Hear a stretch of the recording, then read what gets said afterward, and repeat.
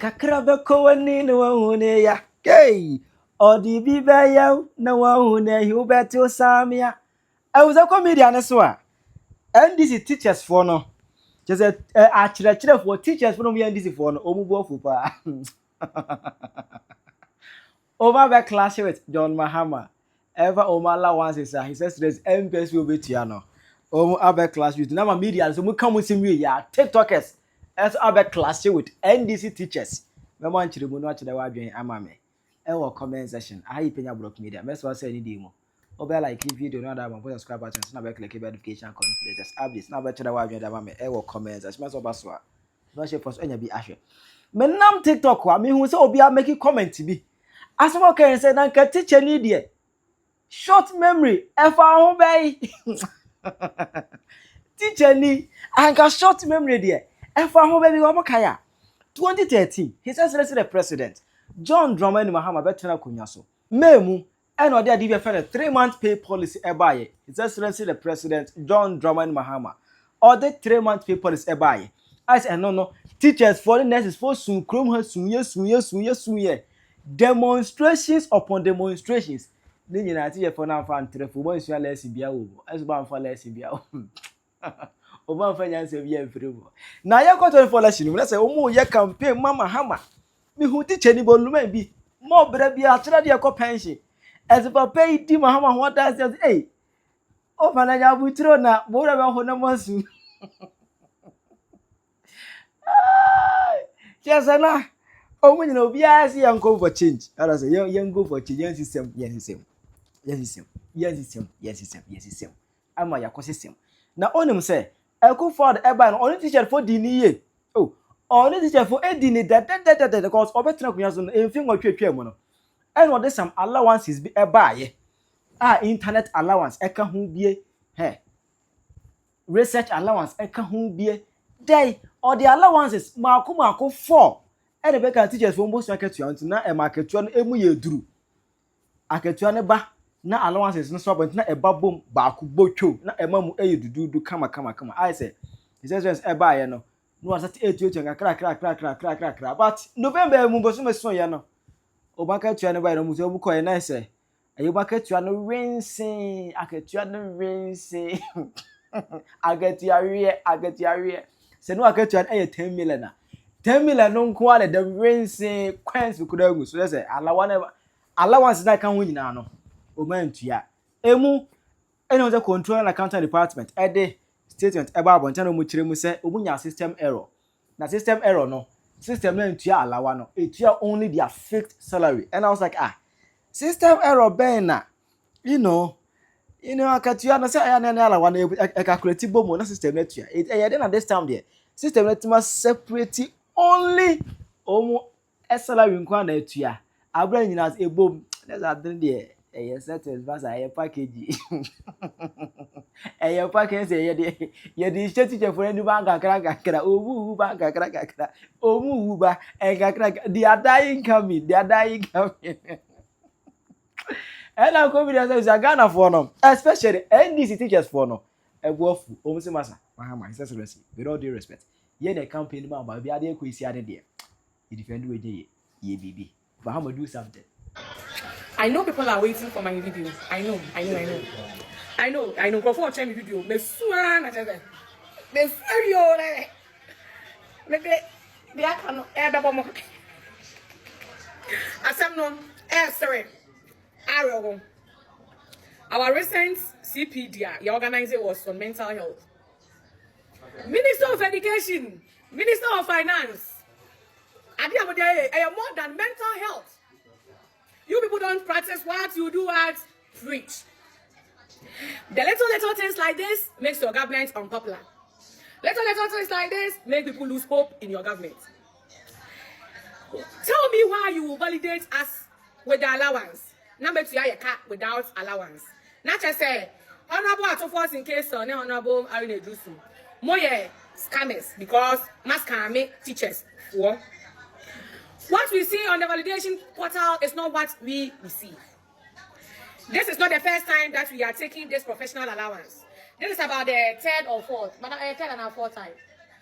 Third or fourth? It's like third or fourth time. And so, which kind of technical hitch are we talking about here? First time Kwane new in the system, we are technical hitch. Interest honorable in the Drusune, Ato Forson in case so honorable. A dear Matina, my energy, more political career, no, it will hunt you people down. President and vice president, so won't forget Mungo Sanapo. Napo be teacher for 4% increment, almost any of the pay. And then Napo in NPP. Teacher for don't play with us. Honorable in the rules super inconsistent. Deprived area teachers allowance, no. Cancellation of licenses, nah. Automatic upgrade, nah. Accommodation for teachers, nah. Allowance, person will cancel. Honorable in the rules, person will cancel until now. What shut down my when she had in November way to test waters. Say teachers a call, Yabeka Sana, Yankasa, send your baby. But I'm putting it to you. You are going to pay. Sagana is serious as a country. Kabaina was a teacher association. Muslim Ministry of Education and Finance no say what they validated is not what we received. They have scammed us. Adana mutimiya diamani arehosa. Teachers na your polling station officers emamu. Teachers na buama ya papa John Mahama every elections. I'm telling you that actual fact. You won krebia sia. I'm a phone person ko to abonko busa teacher ko ni mo yan ko to man ni wa kire de yan ko to man. Play with us. Honorable in the Ato Forson. Look at what is happening to Nathan Opoku Pepe and MPP and the Finance Minister Oporiata. Now they are money, they are Muslim women. You are Ghana. We are in Ghana. Allowance, we see who makes Shia. Move in 30 million, 30 million. Or we see 30 million is coming. 30 million. You are brilliant. You see a dear brilliant so empty free.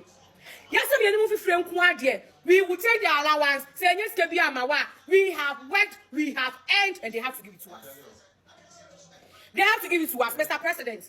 You are coming to better teachers like Enunie. Even as worst as MPP government was, they never tempered with our allowance. They never tempered with allowance. I don't want to say shame on my government, but it's a shame on my government. Now, Obodo Manu see ya pe.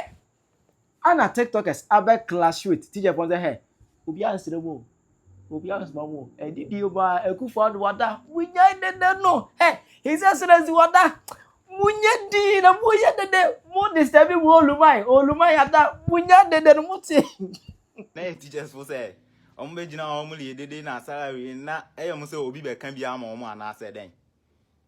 Ombe jina on na salary na mo say obi be kan bia ma mo Jimmy papa. Muti krom hana mu ye adwuma for 3 good years na Mahama say Mahama yo. Otu ya muka only 3 months. Then amuhu sa na ma we so na ejina na mkoto abati anu 2016. Nti then amusa hu won hu bi ma musa nkoto abama mo say mo Jimmy na nka teacher ni so the short memory fa ho ben.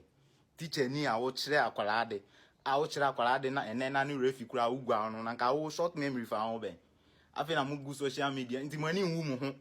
Mani nwu mu ho nso Mweni nsa hu nwa be gina social media na Ado time onye kura pa na Allowance de kwase ya wole kasa no kasa ye na mpemfo no hu se mweni abre wasan be gina na Mahama ye na Ado ye ade kura ye aketu ade wonse mo agimi wonse mo ka ho na mpemfo no fa mo serious oma ya ade na enyi na oba be ka obe yiwa kume mo aka no kure no a kire won no ma hu no Wabe jina na Ado time no ya de wonse mo agimi mo be bresa na mo duabo no so obi ani wo be dane ama mo enna me chairman ba Africa no duabo bi wo wa na wo bon hu enye obi na be boss adua no wa na wo be bon hu sa adua no na mo be suffer so mo 4 years way it go be long for you people.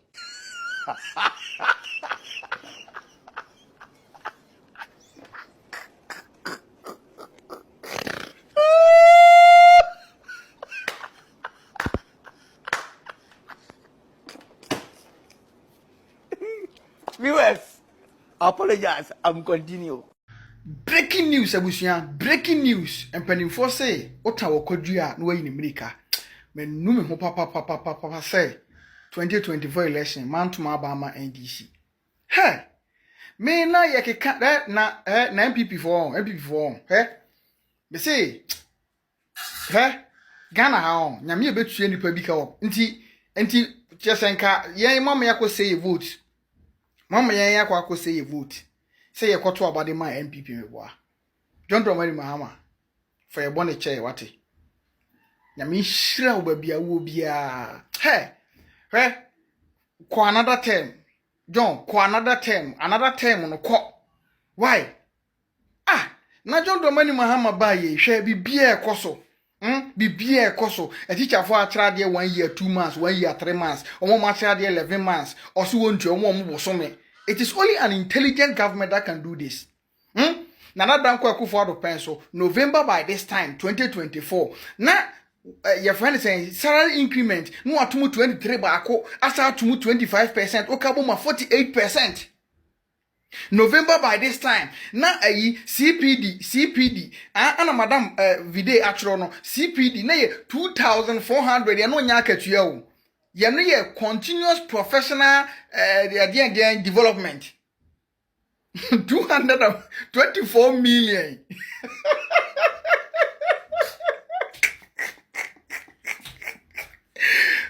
It is only an intelligent government that can do this. When you was say a teacher for man we de yere for anya hwe wantua yero dan chen na Danko Akufo-Addo sakofo bibi ba ya because of say we digital man na digital baumia eka hunti digital baumia de bibi ba say a teacher for sisi the way I education it involve a lot of research and nyema bebre enti ye for bibi ma ye friend digital allowance na say teacher for because subject B is creative art and career technology. It involves a lot of research. Sometimes you have to book now to me refer say go to YouTube. No the link at once here. Go to YouTube. Textbooks normally buy no. Link that say or better say go to YouTube now and you no more can when the videos never better than kolano.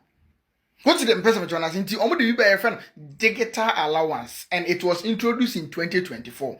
2024 no November by this time now I can't CPD no ho entif kabom 2400 plus what do you call it 800 Ghana cedis what the bomb be saying and 2400 no was introduced 7 years ago. 7 years ago no we introduce you sa CPD na in November bia na betum and no teacher for the diplonya na okaboma ubenya 3200 tinka this November apart from a teacher for akatua no e was a teacher ni bia nya 3200 kana katua. It is only an intelligent government that can do this. She cannot shit. Kilantia. Me say, John Mahama on. The ungratefulness of Ghana for a year, Erikoto Abetia NPP. And what ya and Nibre, Yamubi, oh Kasa, which in a baby Kasa me say, or mom you ungrateful, government sector workers no, or mom you do my bind you or they feel say a bind ko a bind board they will be you bet you or mocha and Yama benefits say no movie say you automatic, on ye ma or and the musu. Also, when you know, come on, not to. Also, when you know, come on, not to. On face a 1 year, a banner shame from my and where I can. Only a teacher near obey you many be. What I did 1 year, a man what boss me back pay. One why you be down, why you be that 3 years in our when Chia, Uchia 3 months. Now the 1 year, 1 month was some back, I say equal to the same thing now. And then one walk I was say by me. What I say, and so far, me and Cassetta, ye quack or to a back. Me and Cassetta, ye quack or to a back. I'm better not in the school, classroom, you know me a campaign. Classroom, you know me as a campaign teacher for a brophobia and so on. Now, some one would dear bro, a year propaganda, can't send any or my year, Timuchas, and much less a monomias as Mubian, or be a better dear Baku, a bura mudi Ghana for no.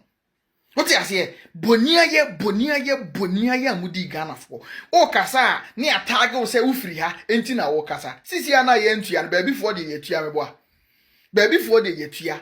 Yakase munsie nyansa mufisi yeyem me say ansa na Ghana for mbo hunse munum nyansa nka mogim no na John Mahama no abo man no they don't believe in democracy they believe in nipakuo kakra benyi sika ni na se nipakuo nim na bonti made the entitem bia omugu social media ye tu omuka radio stations ni media ye tu omuka app iso ni yani nkwase ni what you say, kwasi hani, and you will be up no so na we anya sua de mfama mo. Mbo hu se munim nyansa nka mbo hu se sem agimi. Ghana teacher for Moses say. Messi Kofi Aje ka se bi wo say. Akaini ba ene ye di dwantire ebu ni se kana mighty. Akaini a wasua kana mawe no. Onu mom ni yetimi di odwan ti ebu no se eye kana mighty enye daga ati ni ba. a teacher for a makwaje ntete ebinumu akwaye omo masters abo degree echirade a motena ho ma John Mahama odi mu akatua from 2012 di besi 2016 edada mo ya mu akuafo ya mu sabi dwadini ba no oti dwom eton momone no ya na ada no sahwini no oti ni kokko aseti kokko no ya na ada no wo asabi wakwaje ntete asuade umom tina mebu be no akaini a sabi wasua knaman we no onumom ene yatimidi wo dwanti ebu ne se ye knaman ti enya daga atini ba sabi even knaman se kura da wa wonim aboakro oman we ye mobo na Captain Smart sabi kwasi ampani we sore anu obetna radio so all because of say akufu ado ba ye no wo de Ghana sika ebo mo ho bra wamfa ntofie ne kasi ama no ane to onu timi gina TV station so can say a din title no kra friend of vice former president no e was ye yifra kufu ado so enne wanya abanye a wono titi sika sabi man kwasiafo odikwa abre omo nya adwuma Ghana nsemtwerofo esu no omo ban ebinum omo di tikrom ha no all because of say yankasa temamufo no nya ya adwene say ye besua bibi ne ya pe bibi asua akyerɛkyerɛfo a mo kyerɛ ye ma nyansa ene ntete ene mu na munie John Mahama mu na munie dabi education ehia NDC aban enwomasua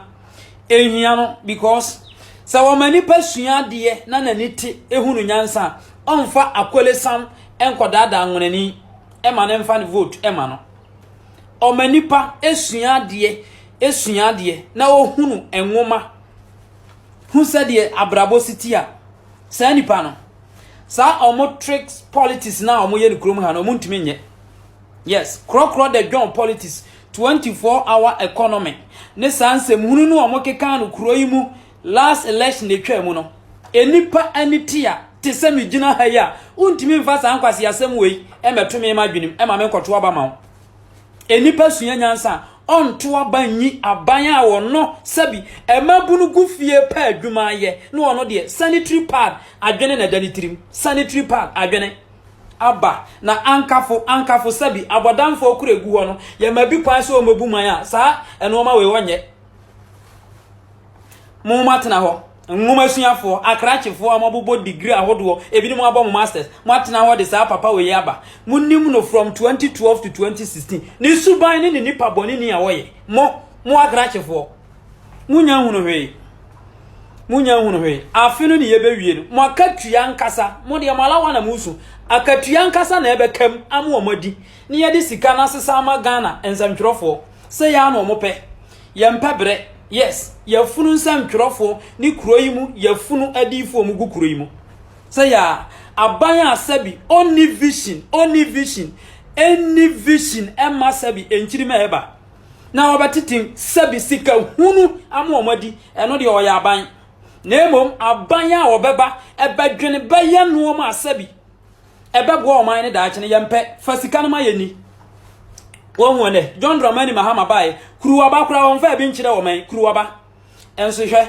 Ghana nsamtwerofo bio TV station radio station na tie nkwase asem ayeka ne subi mada all because of say ya toto cars ya mo amemo omu sika enne omu live luxury life intino omu ye okay mo timamufo na musu no munya hunu yeti kuro we mu sabi yesi nyansa besiaba yensua bi ene yeteya so wo man nyansa besiaba enne baabi awiase adri ye kokenkan budget ya mo man a sanitary pad ekosi ejanai bia empem ahasa president ye yanya no ye nyina yeso ne yawia ene eboyen no yeso ene yawia na eboyen no nyame oye nyansafo eche nipa nyame ohata suruwe ono John Mahama oko intotrosu midrifi during election time no onu gina ho malawa ho nsensem nyina mate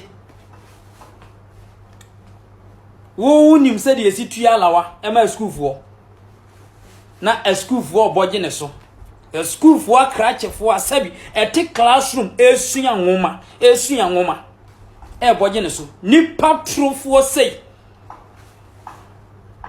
na wa ye no ho innocent face na Ghana fo hunu bi da wasa kira emu asofo atrofo mun sentwrofo asabi omu hia aban asabi odi sika ebe mu omodi nya aban ye obekekere man nya aban asabi wo ba enkirima ene timamufu obenya ne so mfaso dabi mole aban tete ho nika kukuru kocho aban eno na Ghana fo pe abusuafo 2023 batch aye wie teachers training college of education mimi wie St Monica's Monico me som suma mababa som wo Monica's asase so ye mu bi ye kware ya anse da ansom sa ye mu bi som papa ni ya wie ya betena fie from 2023 ya tena fie enya adwumanya okọ private school sa wo ko kira de ya ye say we wie government school aban ebe fa wadwuma nti ye mfa wadwuma no enti senyame anya wadom na wa anya dwetire kakra bi amfa mpe bibi anya mi se perfumes na meton edofo meton perfumes ye mu bi ton tade ye mu bi ton bags ebi o manya fortunate say ye nye easy emma wo mo e serious o imagine say wo mi emu bi wo ye mu a ye nua mema mu bi wo ho a o mo wo yere o mo wo ba kwan ben na mo pese ye mfa so nhwe wo sankra no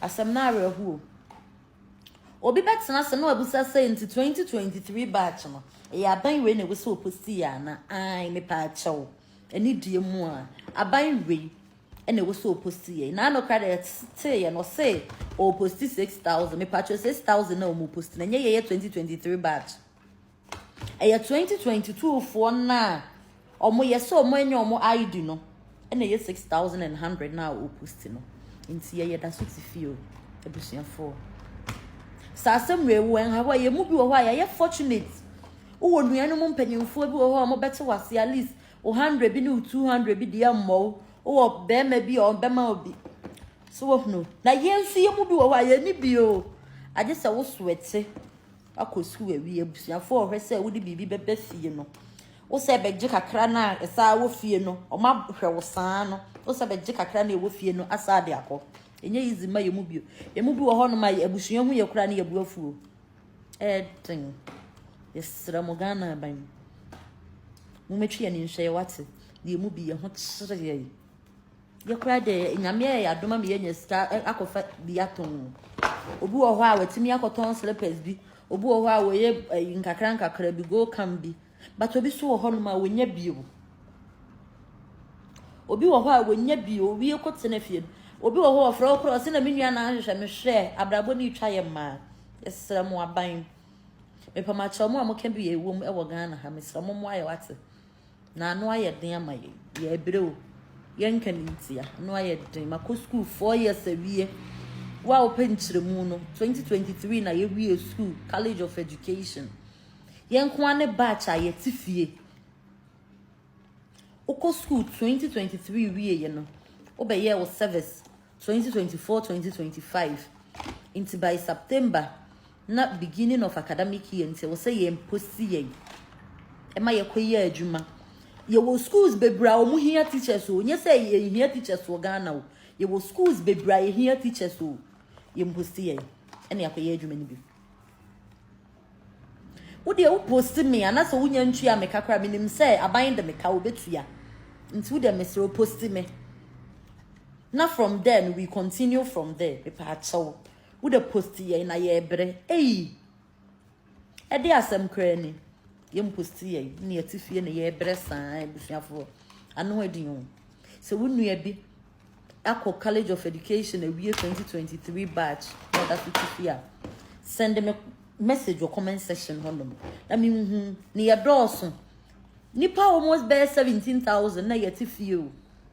Obi okro ni bi.